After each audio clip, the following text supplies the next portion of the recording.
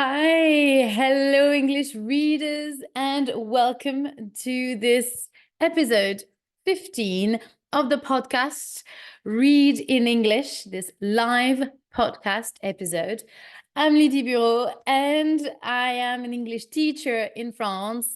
I am also the founder of Lydie's Book Club, in which I host live readings of adaptations of classics and contemporary novels of the English literature.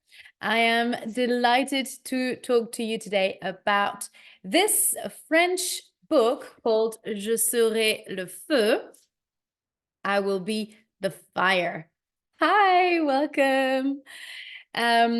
This book has been written by a French illustrator, a poet and writer called Diglee.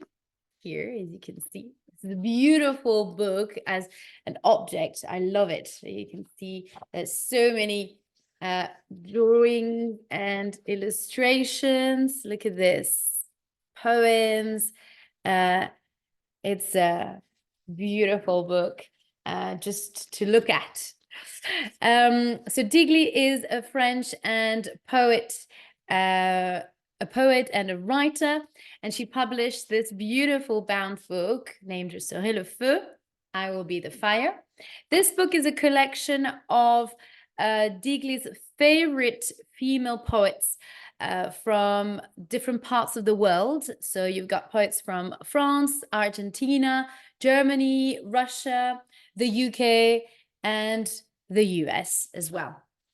She classified the poets into different sections. So this is why you have these separations like that. And you've got here the magicians. Yeah. So there are different sections. The first one is the girls of the moon that she called, the girls of the moon, the predators. Then you've got the melancholics, the magicians, the Excentrics, the rebels, the alchemist of the words, and finally the consumed. And for each author, she wrote a very personal biography inspired by her own readings and her own knowledge of the writers. So you've got here, so if I show you a quick example, here you're going to have the name of the author, and then here an illustration and sometimes some quotes from their books, from their poems. And here another quote often. And here you're going to have the biography, the text, telling you more about the author, and you will find some poems, some translations of their famous poems. You can see, look at this. Yeah, I love this book. It's beautiful. So in this episode, I will not talk about all the poets in this book, but I will talk about the ones who wrote in English as their first or their second language. Some are very well known in the English or American literature, and others far less, or completely erased from the literature landscape, unfortunately. So we are going to start with Emily Dickinson, the famous Emily Dickinson. So here there is a beautiful portrait of her. That's an illustration of Emily Dickinson. She is an American poet born in 1830 in Amherst in Massachusetts. And there is actually a biopic called A Quiet Passion that I recommend you to watch as well if you want to know more about Emily Dickinson. It was directed by Terence Davis, and it's also played by Cynthia Nixon, who is nonetheless the actress, one of the main actresses of the series Sex and the City. So she's the one with the red hair. And there is also an Apple TV series called Dickinson that you can also watch. I haven't watched the series, so I don't know if it's any good, but it's always worth watching. You always learn new things. And there is this beautiful quote, not knowing when the dawn will come, I open every door. So this is the quote here that I translated. Beautiful.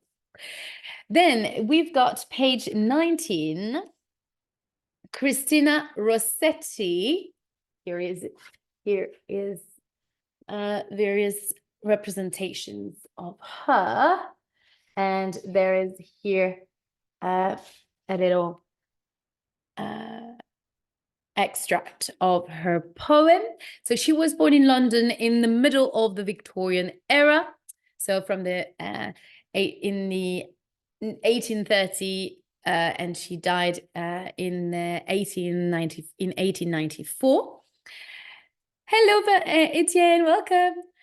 And death is very much at the center of her writing. She was abused by her father, and she was an activist all her life, but she's practically unknown in France because her poems are very hard to find, or the translation of her poems are very hard to find.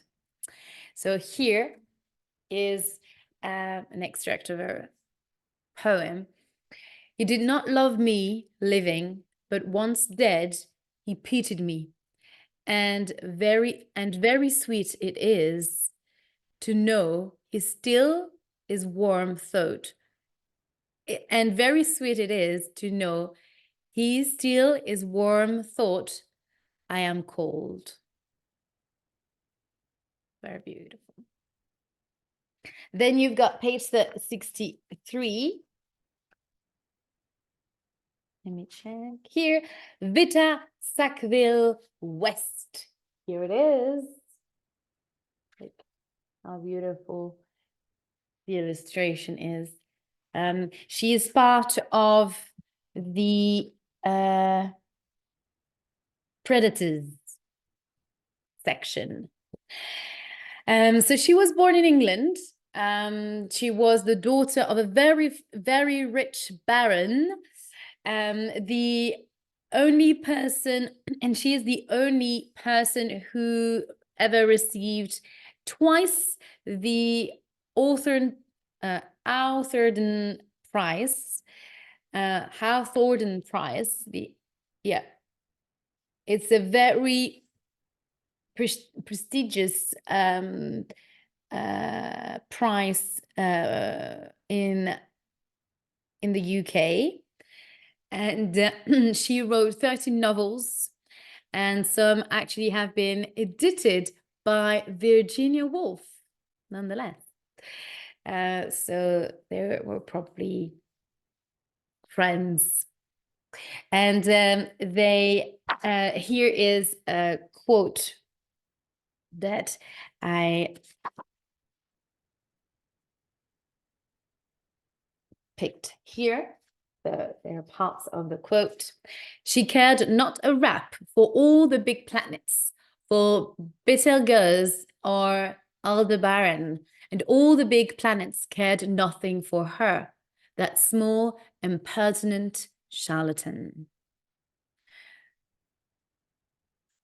Then we've got page 73, Joyce Mansour. Here you can see. She is part of the Predators as well, sorry. She's part also of the Predators. And she is French Egyptian, and she grew up in England. She did not write in her mother tongue. First, she wrote in English, and then she then transitioned to French. So it's nice to see that it's also encouraging to see that even at the time, a century or 2 centuries ago, people who were speaking different languages and were living in or living in a different country, they managed. So you can see that even though it's not your first language, you can still write poetry in your second language, and it's completely valid, because we often diminish ourselves because of our lack of confidence in our second language, whether it's English or another, or maybe French is your second language, and we often devalue our own knowledge, and we are so worried to make mistakes and all that, and we don't necessarily see that we are legitimate as well to maybe sing in our second language, or write in our second language, or write poetry as well.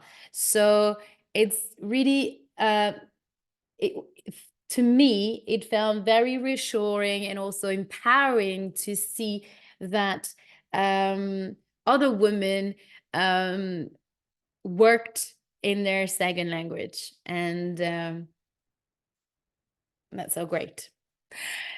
So that's for Joyce Mansour, and now page 127 now.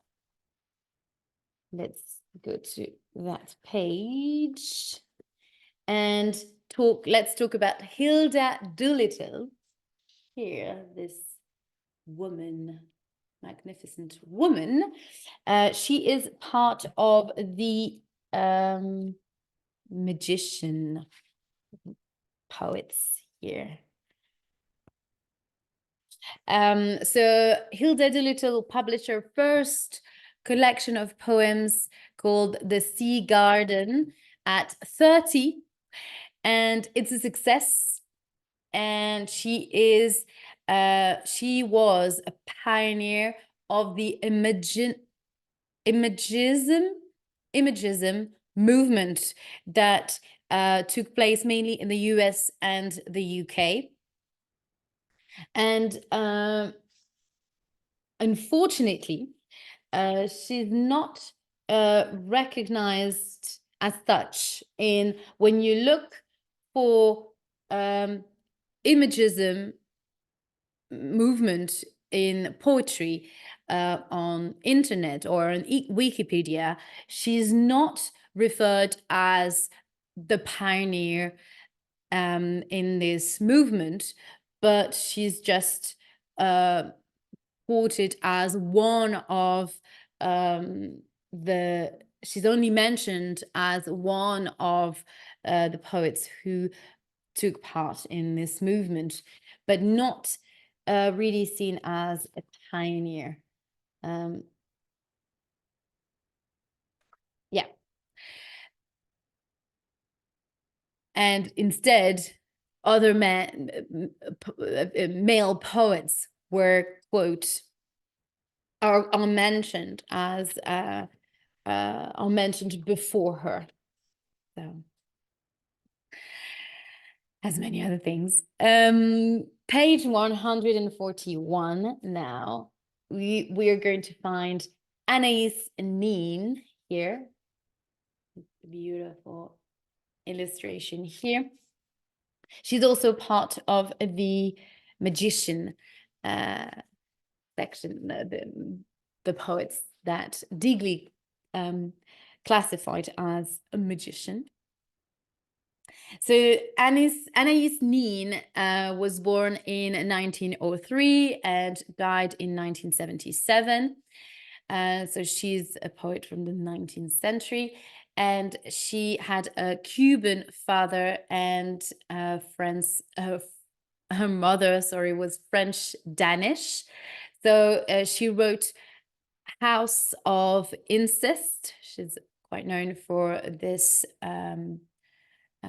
collection of poems, and she published this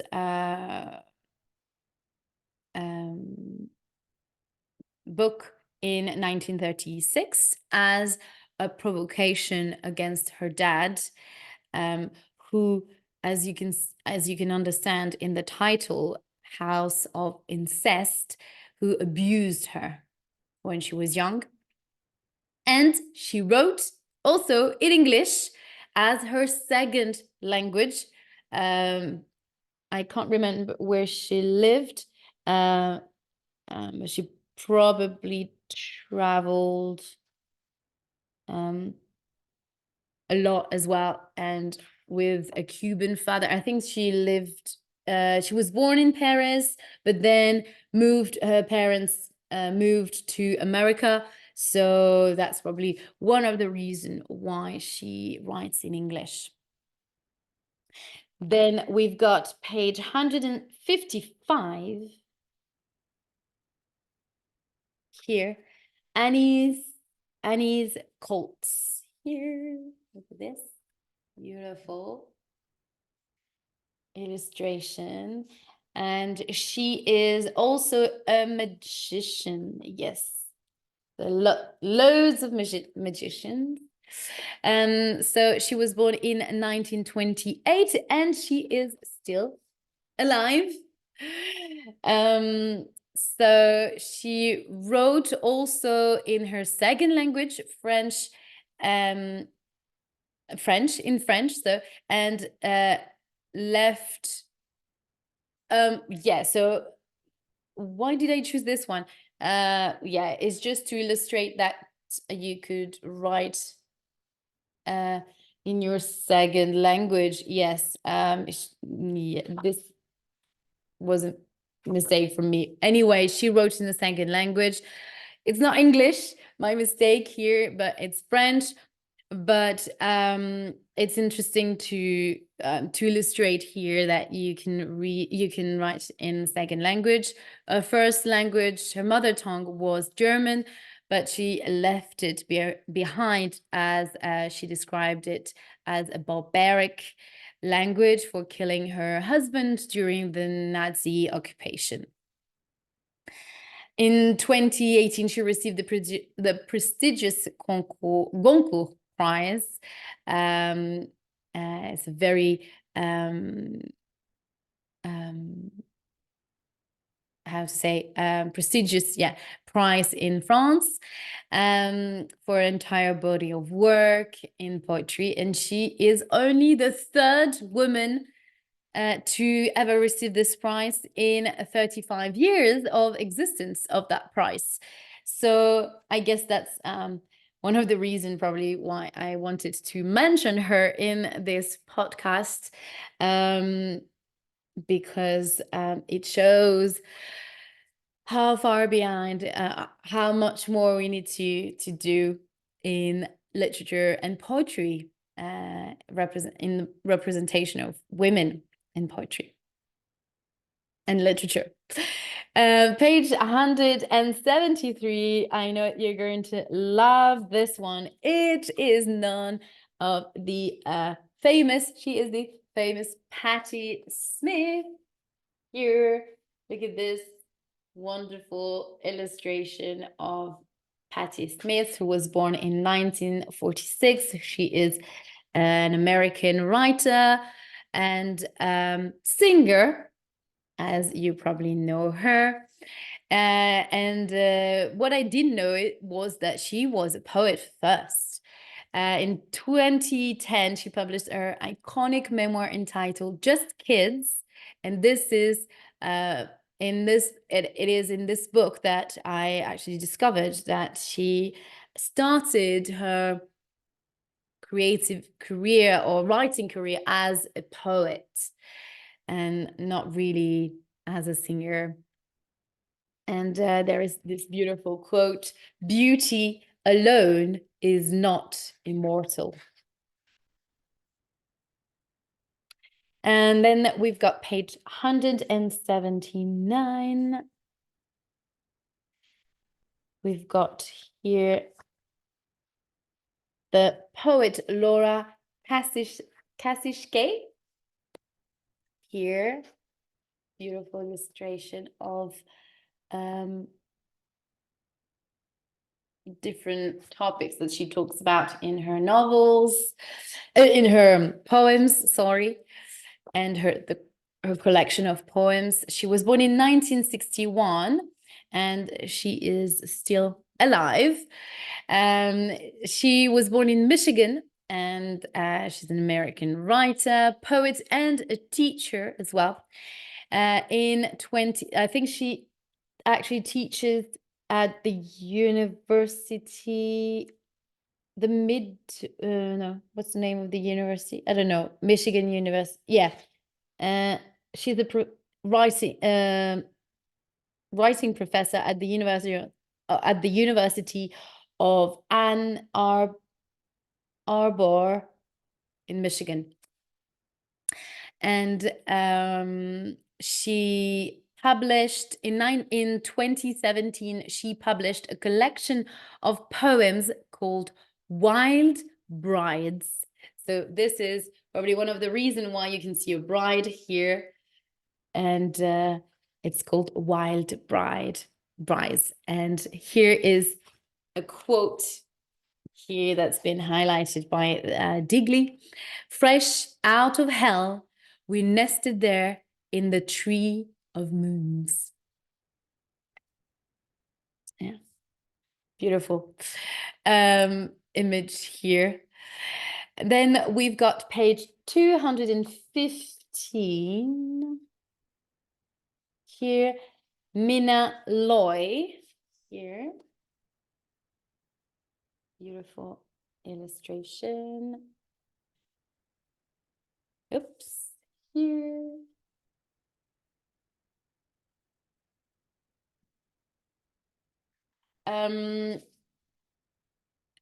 So where was I?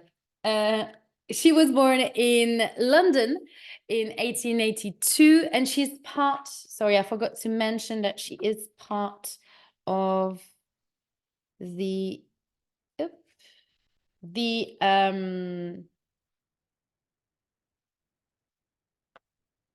how did I translate this? Sorry. The rebels, yes, of course, the rebels section. So she was born in London in 1882 and died in 1966. She grew up in a middle-class family and traveled a lot. She met many influential people, organized exhibitions, and she finished her life in Colorado and died unknown in 1966. And she wrote that you need 10 lives to write poems, which I find beautiful when you have moved around. I feel like when you are someone that has traveled or moved around, lived in different cities or different countries, it really feels like you had different lives each time you open a new chapter. And when you have those experiences, it really feels like you have lived and that you have so much to say, and you're able to say a lot and to share your experience. And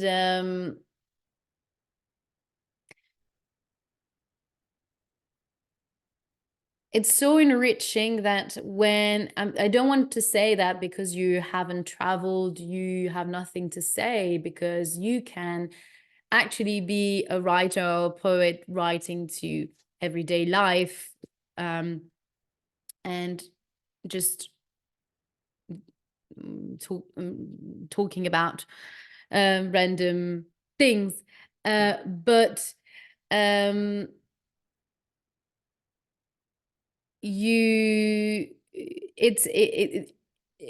this quote really spoke to me. Just to say that. Thank you so much, Alice. You were so sweet. Thank you.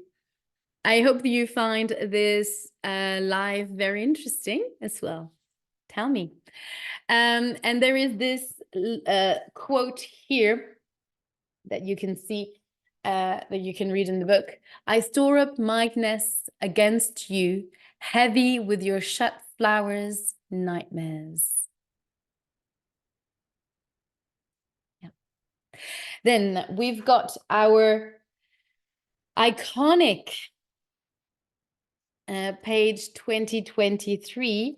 We've got our iconic Maya Angelou. Look at this beautiful image illustration of her.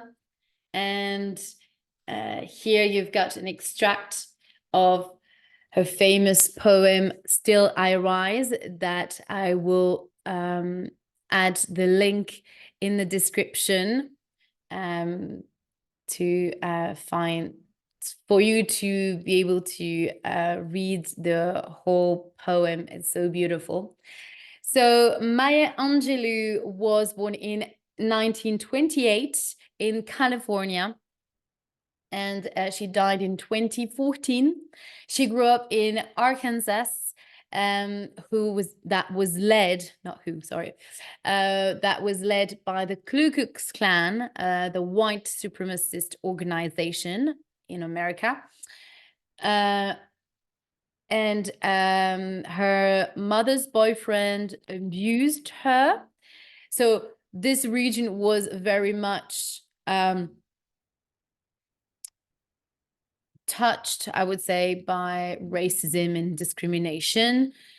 And on top of this, her boyfriend abused her when she was 7. And after that, for 5 years, she will stop talking. And it is through literature and poetry that she found some peace. So having went through this trauma as a young girl, she found solace, I would say, or peace in, and healing as well, healing in literature and poetry. She was an activist, and in 1969 she published her memoir, I Know Why the Caged Bird Sings, which is very also very famous, and a classic of American literature. She will inspire Michelle Obama, Oprah Winfrey, and many other great figure in America. And her poem, Still I Rise, has become the symbol of Black feminism. And I encourage you to watch her speech. It's that speech that I will put also the link of that speech in the description of this video, because this live will be available in a few weeks to watch on YouTube or on Spotify, but not on Instagram anymore. That's a little change from the previous podcast. I will make it available only on Spotify and YouTube to rewatch on replay, to rewatch. So I will put the link in the description of this speech at the Glamour Woman of the Year Award in 2009. It really shows how much she was a force of nature. This woman is incredible. And I will put the link of the poem, the video of her reciting the poem Still I Rise. So there are going to be 2 links. in the description for Maya Angelou, the link for her speech and the link to her poem, of her reciting the poem. And here is the little extract of her poem, Still I Rise. Out of the huts of history shame, I rise. I'm a black ocean, leaping and wide, welling and swelling, I bear in the tide. I love this poem. And I actually I studied this poem in school with my students, and I asked them to learn some verse of the poem, and it was such a great experience. Now, page 231 is our new author and poet, Audre Lorde. She's also a Black poet, a Black American, an African American writer, poet, but she's unfortunately a bit less known than Maya Angelou. She was born in New York in 1934 and died in 1992. Her parents were from the West Indies. She was a Black woman and a lesbian in the middle of segregation, similarly to Maya Angelou. In the 50s. So you can imagine how out of place she must have felt. She almost died from a clandestine abortion. She understands very early on that all her life is going to be a battle. She understands very early on, in 1984, she published a collection of poems, Sister Outsider, in which she invites women to not be afraid of speaking out. Her poems are full of references to witches, goddesses, myth, and the power of magic and creation. However, still to this day, there are very few translations of her work into French. So what are we waiting for? Unfortunately, yeah, that's also probably one of the reasons why she is less known in France and and in general. So yeah. And here is the quote here, an extract of her poem. I am Black because I come from the earth inside. That's beautiful. Love this. Page 241. Yep. So our new poet is called Nikki Giovanni. Here, this beautiful illustration, and she is also part of the Rebels. Yeah. She was born in 1943, and she is also an American writer and poet. And she's still alive. She's a true legend, according to Oprah Winfrey, but she's less known as Maya Angelou, unfortunately. She is an African American activist, and she is the most awarded. I mean, she's probably as famous as Maya Angelou in America, but I would say in France, similarly to Lorde, what's her name? Audre Lorde, probably because she's been less translated. She hasn't been much translated. She's a true legend, according to Oprah Winfrey. She's an African American activist, and she's the most awarded female American poet in the world. In 2003, she was nominated at the Grammy Awards for the music adaptation of her poems, the Nikki Giovanni Poetry Collection. Her poems collection, Bicycles, Love Poems, Bicycles, Love Poems, is a New York Times bestseller as well. So she is quite a classic now, I guess, in the American literature. And in schools,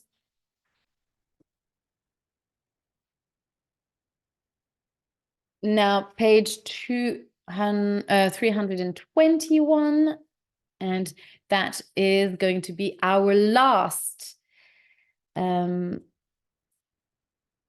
female poet here, writing in their first language, in English as their first language, or as their second language, just with the exception of the German one who wrote in French as her second language. But that's just the exception. And here is Sylvia Plath. Here, you can see a beautiful illustration of her. You can see the skull here, and then, oh, beautiful here. You can see. So Sylvia Plath is an icon of the American culture. She was born in 1932 and died in 1963. She fascinates the world since her suicide at the age of 30. She's the first poet to receive the Pulitzer Prize of Poetry posthumously. So that means that she received that prize after her death. Unfortunately, she didn't manage to enjoy this prize and her success. And there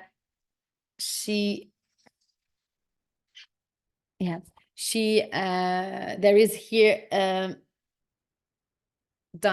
so here is a quote that I translated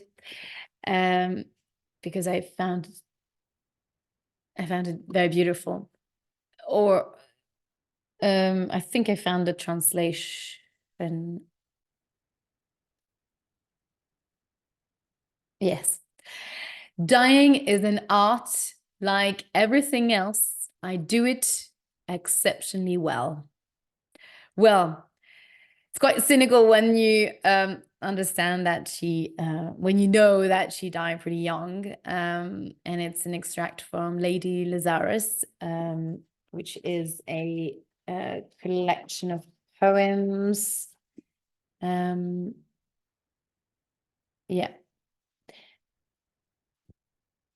And do I have...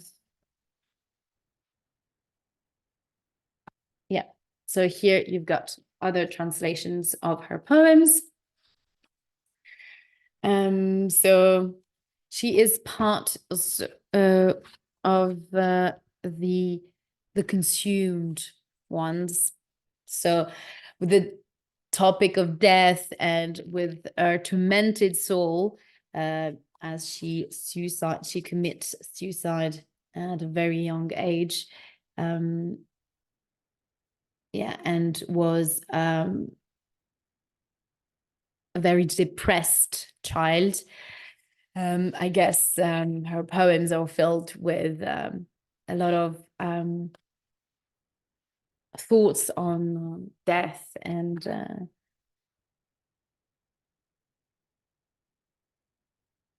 but it's beautiful the way She talks about death, unfortunately. So I hope that you enjoyed getting to know these fabulous women, these fabulous poets. And before I leave you, I just want to remind you that I will be starting a new live read-along series from next week, from the 1st of April until the 19th of April. So for 3 weeks, we're going to read an adaptation of Mrs. Dalloway, Another Tormented Soul, written by Virginia Woolf. Actually, I talked to about her in this live because she edited one of Vita, one of the poets here, called Vita Sackville West. Yeah, she's contemporary to this poet. And we are going to read this adaptation of Mrs. Dalloway. And I hope you'll be able to join us every day, every weekday. So from Monday to Friday, I will be reading the chapters of Mrs. Dalloway. And tomorrow I will be hosting another live podcast, and you will be able to rewatch this podcast on Spotify in a couple weeks. It will be available in, let me see. Yeah, in 2 weeks. So on the 10th of April, you will be able to rewatch this live. So once you rewatch this video, it will be live.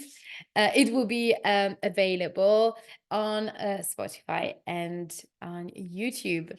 I hope that you had a nice time. I did, certainly did, and I really enjoyed sharing the beautiful illustrations and what this book is about. And I hope that inspired you to get to know more about these female poets and writers. And I'll see you tomorrow for a new live podcast episode. Bye.